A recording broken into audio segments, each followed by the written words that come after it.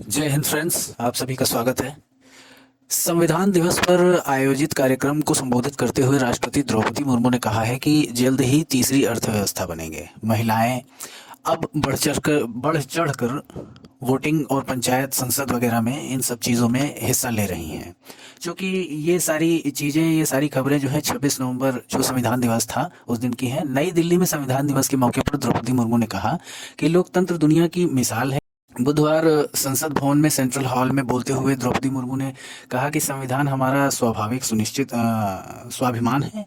और उन्होंने कहा कि 25 करोड़ लोग गरीबी रेखा से बाहर आए हैं। राष्ट्रपति द्रौपदी मुर्मू ने ये भी कहा है कि 26 नवंबर 1949 को संविधान सभा के सदस्यों ने भारत संविधान के निर्माण कार्य संपन्न किया था।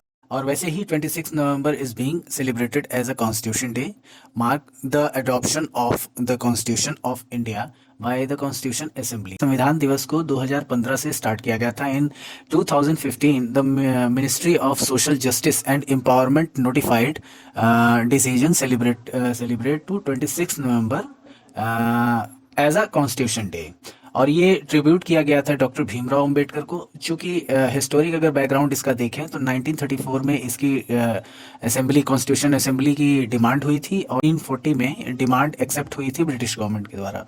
1946 में इसकी पहली बैठक हुई थी और 26 नवंबर 1949 को इसको एक्सेप्ट किया गया था। और लागू होने का जो समय वो 26 जनवरी 1950 था। इस संविधान को बनने में 2 साल 11 महीने 17 से 18 दिन लगे थे। नेक्स्ट खबर है, अहमदाबाद होस्ट कॉमनवेल्थ गेम इसकी चर्चा हो रही है। तो आने वाले समय में अहमदाबाद जो है भारत में कॉमनवेल्थ के लिए इसके लिए होस्टिंग करेगा। ये सिलेक्टेड हो चुका है because Ahmedabad has placed to lay the foundation for the next 100 years of the Commonwealth Games after the India city was formally named as host of the 2030 centenary games on Wednesday। पहले जो हम लोगों के यहाँ Commonwealth game हुआ था वो दिल्ली में हुआ था 2000 शायद 2010 में हुआ था। और अभी जो है कॉमनवेल्थ गेम ये जो होस्ट कर रहा है, पहले तो दिल्ली ने किया था, अहमदाबाद का है। चर्चा अब करते हैं G20 शिखर सम्मेलन में। वर्ष 2025 में 20वां G20 समिट जोहान्सबर्ग में अफ्रीका में आयोजित किया गया था।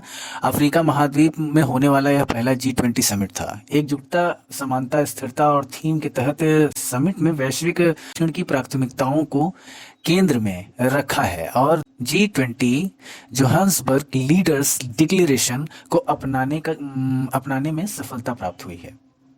G20 समिट 2025 की मुख्य विशेषताएं यह थी कि G20 जोहान्सबर्ग के लीडर्स डिक्लेरेशन सदस्य देशों में ने 122 पैराग्राफ वाले घोषणा पत्र पर सहमति बनाई है, जिसमें जलवायु कार्रवाई, बहुपक्षीय सुधार और न्याय संगत वैश्विक शासन से जुड़े संदर्भ में ये सब शामिल है। इसमें घोषणा पत्र में उबुंटू की अफ्रीका दर्शन परंपरा यानी कि सांझी वैश्विक जिम्मेदारी और परस्पर जुड़ाव की मान्यता पर जोर दिया गया है।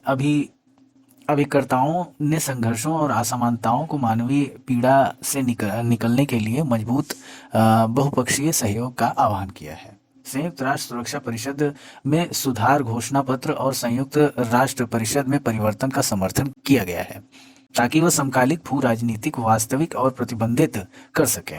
अफ्रीका, एशिया प्रशांत और लैटिन अमेरिका जैसे कम प्रतिनिधित्व वाले क्षेत्रों के लिए प्रतिनिधित्व बढ़ाने की मांग की गई है। आतंकवाद की निंदा की घोषणा की गई है, जिसमें सभी प्रकार के स्वरूपों और आतंकवाद की बिना किसी शर्त की निंदा की गई है। समिट में अफ्रीका के बढ़ते ऋण बोझ, जो कि 1.8 ट्रिलियन अमेरिकी डॉलर तक पहुंच गया है, को रेखांकित किया गया है, जहां उसकी आधे से अधिक आबादी ऐसे देशों में रहती है जो सार्वजनिक सेवाओं की तुलना में ऋण ब्याज पर आर्थिक व्यय कर रहे हैं। बाकी की खबर यही तक। और इस G20 शिखर सम्मेलन में अमेरिका ने अपने आप को बाइकआउट कर रखा था। इसको मतलब यहाँ पे शामिल नहीं हुए डोनाल्ड ट्रंप, और पता नहीं उनको क्या लग रहा है। बाकी आगे की रिपोर्ट जो भी आएगी करंट से रिलेटेड वो हम आपसे डिस्कस करेंगे। So thank you very much and जय हिंद।